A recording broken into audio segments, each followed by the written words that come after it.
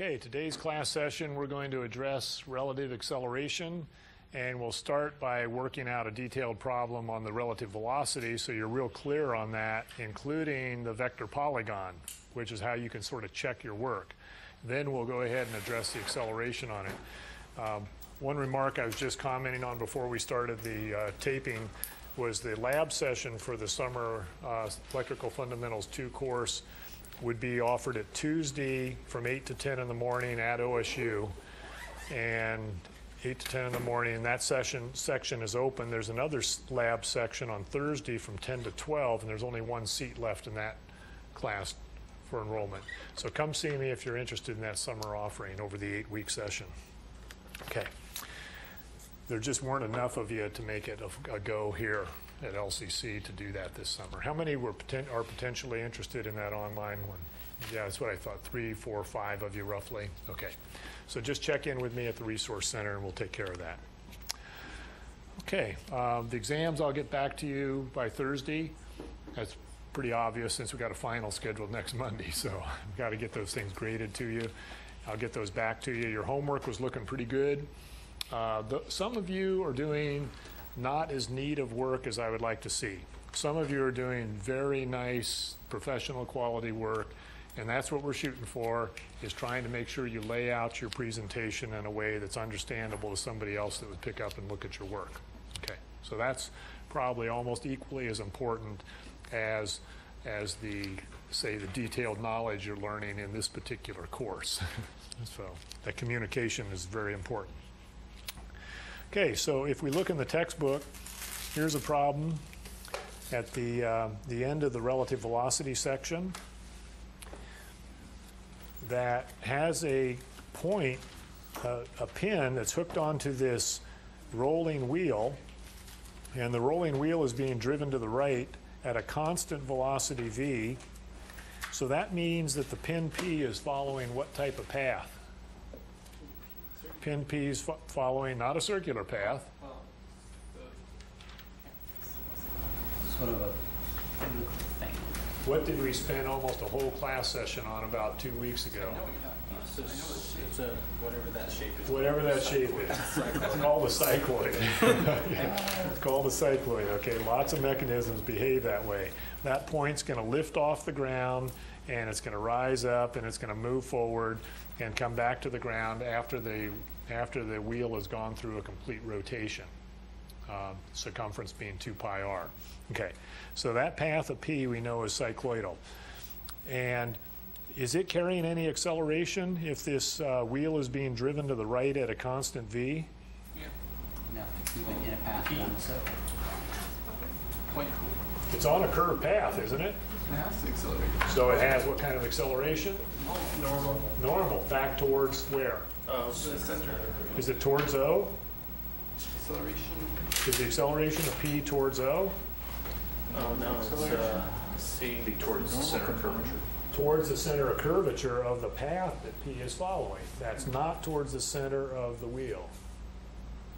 If the wheel was picked up off the ground and just we are holding it by its axle here, where my finger is, if we're holding it by its axle and spinning that wheel at a constant rotational rate, then the acceleration would be directed directly towards O. But that's not the case since it's following a cycloidal path. Okay, so what we're going to do is we're going to go ahead and do the complete vector velocity problem, and then we're going to go ahead and extend the problem by figuring out what the accelerations are of the different elements. In other words, what kind of accelerations might we be interested in finding? This is being driven to the right here at a constant speed v. So what kind of accelerations do you think we might be interested in finding? Not interested? Not particularly. Exactly what we want to know. Okay, well, I'll offer something. I might be interested in what the acceleration of P is. right? And I might also be interested in what the rotational acceleration is of this arm, CP prime, what the angular acceleration alpha of that number is, okay? So I'm interested in that, and I hope you guys are too, because that's where we're going today. Okay, it might take us a little while to do this problem. Okay, so let's go ahead and tackle it. And I think I gave you a handout of the velocity problem, but I'm going to actually go ahead and walk through that up here on the board so that you can track it. And then on the second page, I started the acceleration problem for you, and then we'll go ahead and carry that all the way through so that you're feeling pretty comfortable about this stuff. Okay. So I think what we'll do is we'll do a nice sketch over here. Pretty good size sketch.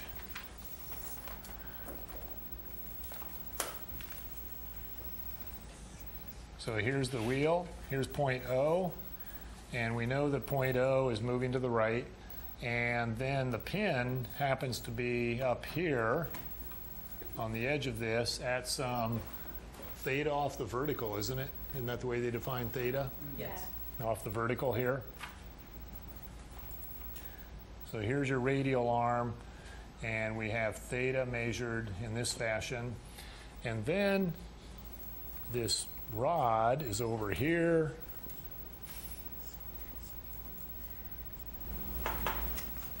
And it's moving to the right at some constant v, which means that that v is the velocity of the center of the wheel moving to the right at a constant speed.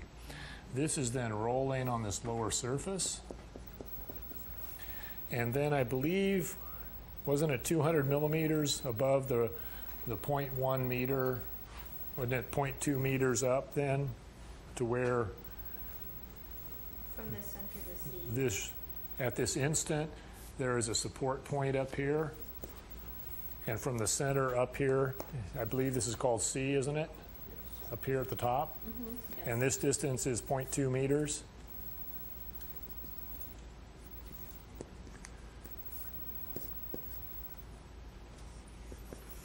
Okay, so we have that geometry. And then this rod comes down here, forms a guide in which that pin sits. And then we have a coincident point P prime right there that coincides with point P.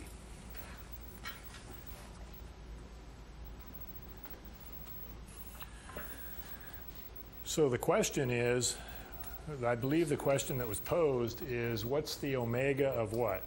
Which member? The length, the slotted length. Of the slotted arm. And I'm going to label that as CP prime. So that's what we're looking for, is the angular velocity of CP prime. Okay? Now, back to what I commented on earlier, is what is the path followed by P? It is cycloidal. Okay, it's a cycloidal path. So it's not tangent to the circular arc right here. It's actually going to be flatter than that. See, this point P would have been at the top of its arc back over here somewhere, wouldn't it? And then it's going to be working its way down in that cycloidal path till it touches down, and then it's going to lift off again. Okay? If it'd be allowed to do that. If it'd be allowed to go that far. If the slot was long enough, it could do that. Wouldn't the highest point of it be right at the top of the wheel? Yeah, that's what but not here. Oh, you're saying when it's moving. I'm following that pin's path, that particular pin's path. So its peak would have been back up here somewhere after this little arc length had been laid down, or before this arc length had been rotated over, right? Okay, so I'm just showing you that that's the path. Now, what's the path of P prime? P prime. P prime is hooked onto C P prime. It's circular about this point, isn't it? Okay, so it's following a path like that. Okay, so keeping that in mind, then what is the direction? Let's see, what way did I write the velocity equation?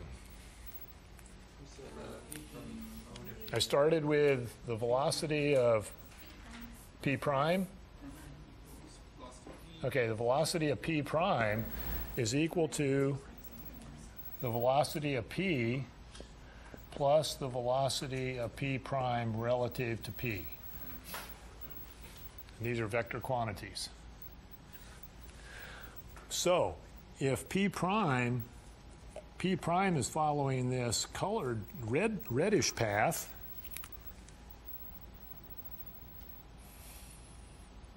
p prime path here, okay, and p prime is in there, and this is the path of p,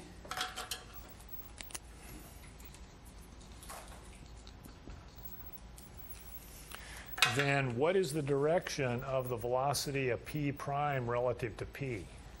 In the slot towards C. In the slot back towards C, right? Because you're the observer on P looking at P prime. So if this thing is rotated a little more, then that sweeps this CP prime arc over here, and you can see that directed back that direction along the slot, like I think Dylan mentioned, that's then the direction of the velocity of P prime relative to P. We need that geometry to be able to go ahead and work this velocity problem out. Okay, now, what's the velocity of P? Because it's not just circular about O, is it? Tangent to that purple path. So we have to write another equation. So the velocity of P, this portion right here, that velocity of P is equal to, we've got to connect, we have to connect P somehow to this information over here.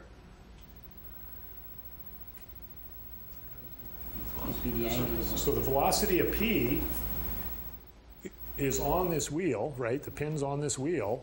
And so how do we get that connected? How do we get that velocity of P connected to this velocity of this piston? Okay, so it's the velocity of the center of the wheel plus the velocity of P relative to O. So it's the velocity of the center of the wheel plus the velocity of P relative to O. When we put those two together now by inserting this expression for velocity of P into here, we can write that the velocity of P prime is then going to be equal to the velocity of the center of the wheel plus the velocity of P relative to O plus the velocity of the relative motion of the coincident points, P prime relative to P.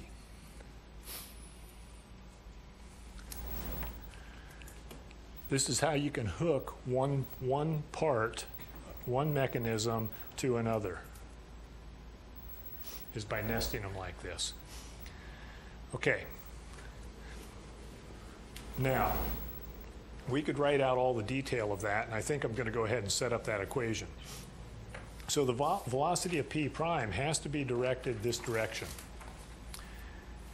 And it is defined as being, isn't that relative velocity, well, I guess we can't do much with it other than related to the geometry of this weird looking oblique triangle in there.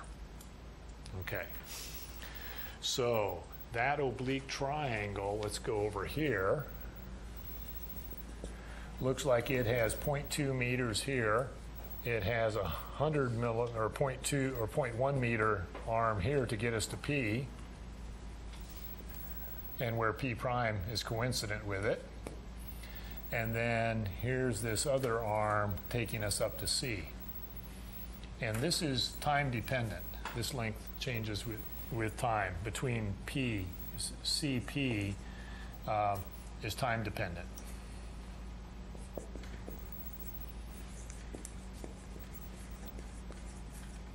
CP changes length. Okay, and here's angle theta. Okay, now what I want to do is I want to take a peek at my notes.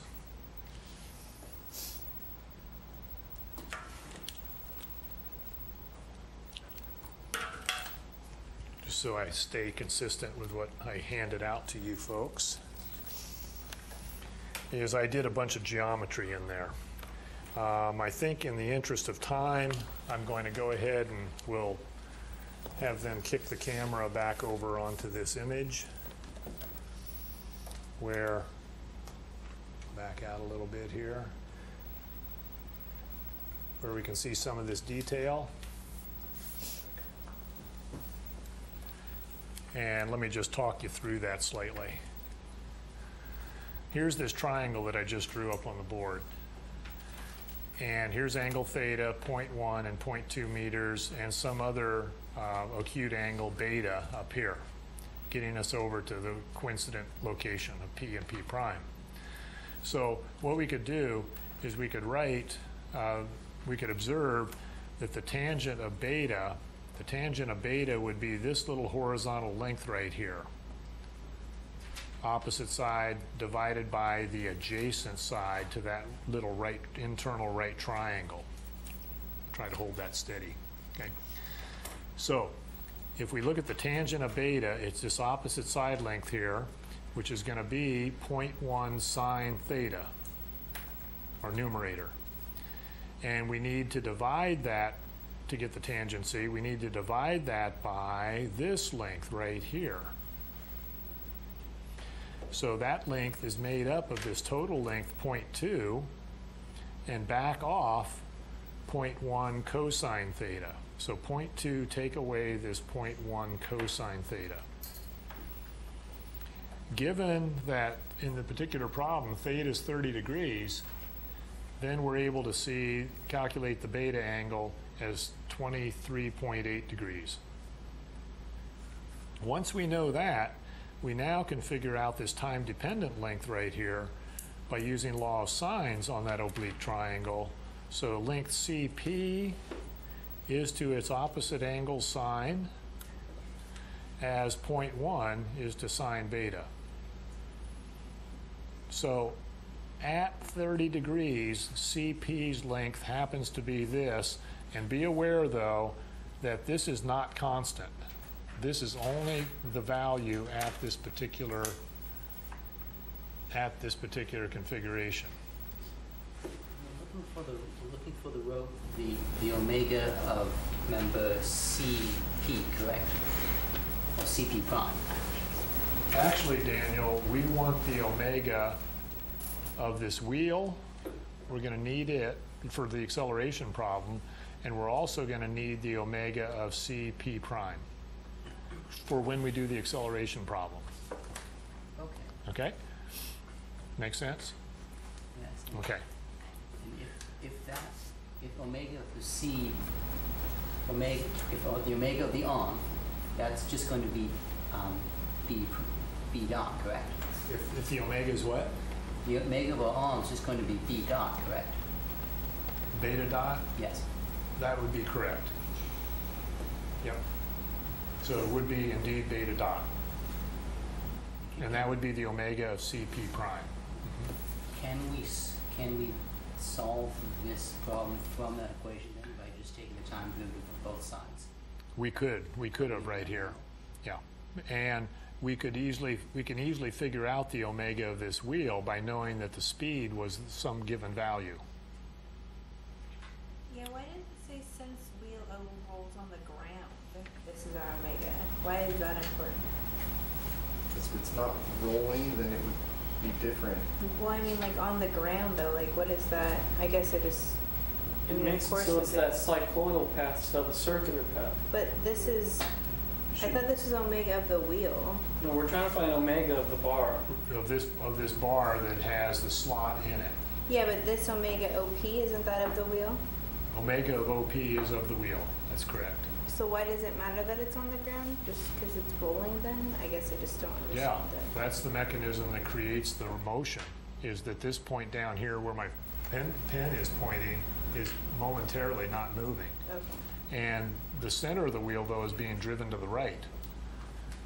So, and this point has to be on the ground. I mean, otherwise, if this thing was lifted off and didn't have this contact point here, that thing would just be, wouldn't even, who knows what it would be doing. Okay. it could get more complex because there could be some friction in the slot if that was lifted up. And then this wheel actually be rotating counterclockwise as that thing got pushed to the right. And then there'd be a friction force along in there, and the problem would amplify its complexity really quickly. So we're just making life a little simpler for ourselves, saying we got this thing hooked in. This could be a gear with teeth even. This could be something with some teeth in it and a pin sticking out up here onto an arm, and then the teeth are meshed into some teeth down here so that you don't get any slippage here. Okay, so it could be a rolling gear. So anyway, we need these values. We need these values, and then here's the velocity equation that you come up with up on the board a few minutes ago. And now here's where we can now use and write the geometry. So I think it might be worthwhile to go up there onto the, well, are you folks tracking with me doing this, or would it be prefer me to be up on the board? I'm following you. Hmm? I'm following you. Is everybody following me? Yeah. Okay, so right here now. So let's see if we can do it here since we have it pretty clearly displayed up above. So the velocity of P prime now, remember P prime is part of this slotted member. So it's rotating circularly about C. So it's made up of an omega cross R. So here's where we needed this geometry of P prime C. We know its length. We know its length, and it relates to that angle beta. So to simplify the equation structure is we have the omega of that member CP prime, K hat, unknown magnitude here. And you might even want to label that unknown magnitude right there, that guy. Okay? Crossed with the position of P prime relative to its rotation point C. So here's the length, 0.1239, and then here's our unit vector that describes the position of P prime relative to C. It's a positive sine of beta from C, and it's downward from C a distance of minus cosine beta times that length. Over on the other side of the equation now, we have the velocity of the center of the wheel is 1.5 I. That was given to us. That's meters per second. And then, now the velocity of P relative to O. P relative to O. Think about it. That's as if you've picked the wheel up off the ground and it's just spinning around its axle. So that velocity is going to be the omega of the wheel, OP, omega OPK, crossed with the position vector from O to P. From O to P. So you can see that that's 0.1 sine of theta plus 0.1 cosine of theta. And we should see that right here. Here it is, 0.1 sine theta plus 0.1 cos theta, I and j terms. We also wanted that angle beta back over here because we now need that velocity we spoke of a little while ago of how P prime is moving relative to P, and that's back towards C. So we need to have a vector that points unknown magnitude. Here it is, the velocity of P prime relative to P, pointing back towards C. So pointing back towards C means it has to be going from here, following the pen, back up towards C. And so that means it has an x component that is minus the sine of beta to the left. Uh-oh. It's not negative. Uh-oh. Well, better fix that. So that should be a negative sign right there. I'm glad we're doing this in class. Negative sign on that, sine beta. Everybody agree? Yes. Because it's P prime relative to P. And then it's positive cosine. And then it should be a positive cosine beta to come up from this point towards C, positive cosine beta right there. Okay, so we do that. Now, what I'm going to be curious about is I did the polygon down below and everything looked good.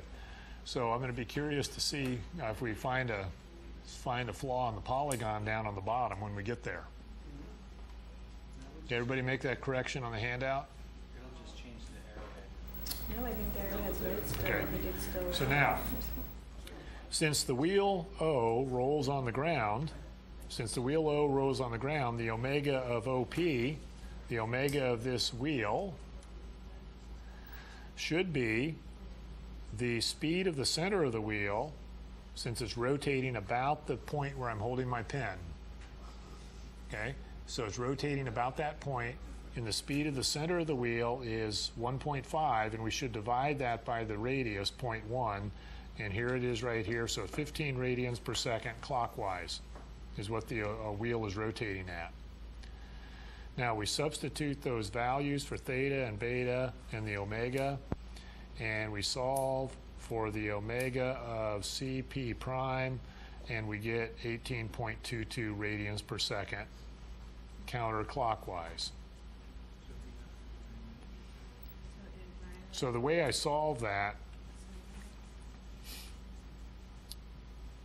is you carry out your cross product up here, and then you equate the I terms and the J terms, and you come up with that.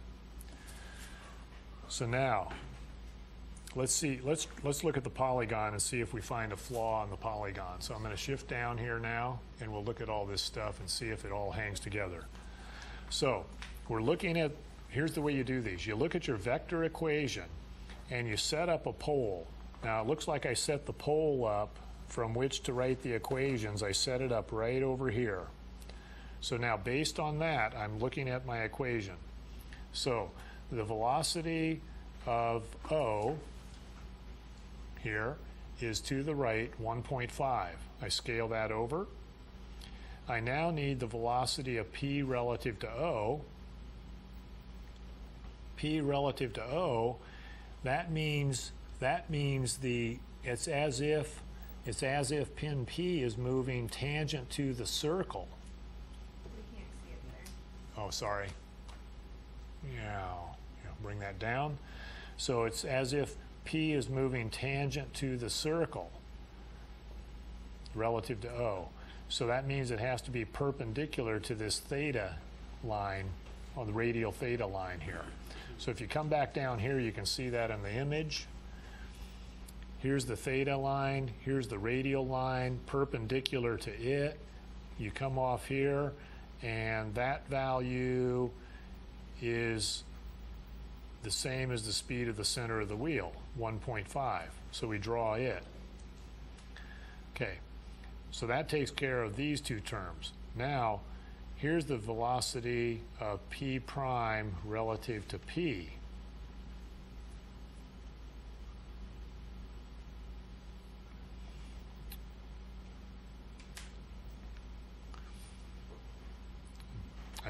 I measured that off the polygon.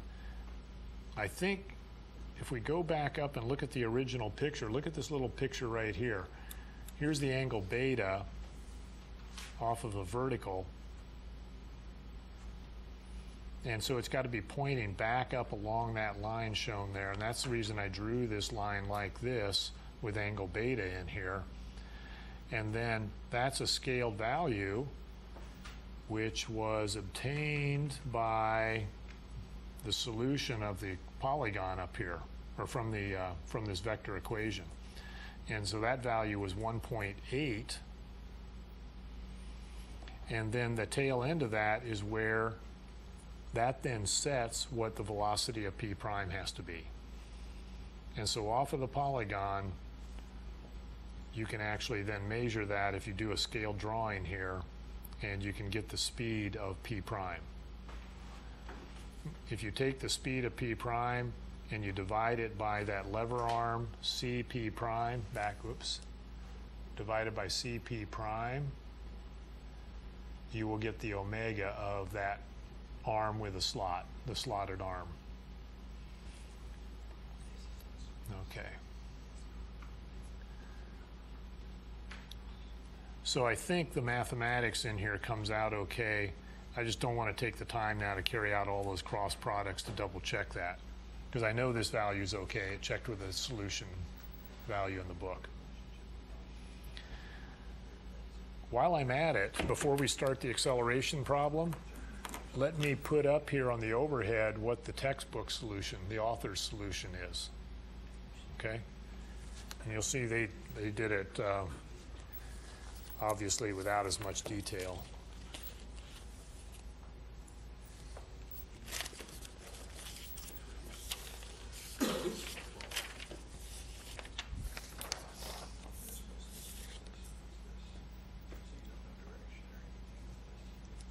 Here's their solution.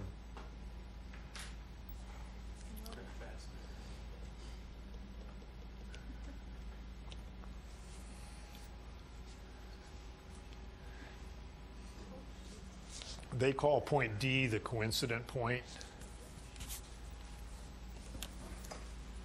and whereas I call that P prime.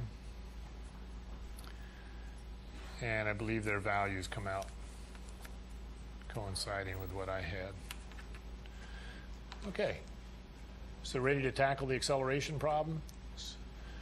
You have to do the velocity problem first, because you need the omegas to be able to then jump into the acceleration problem. Okay. Any questions on that before we go on? Okay. One thing I'm pondering here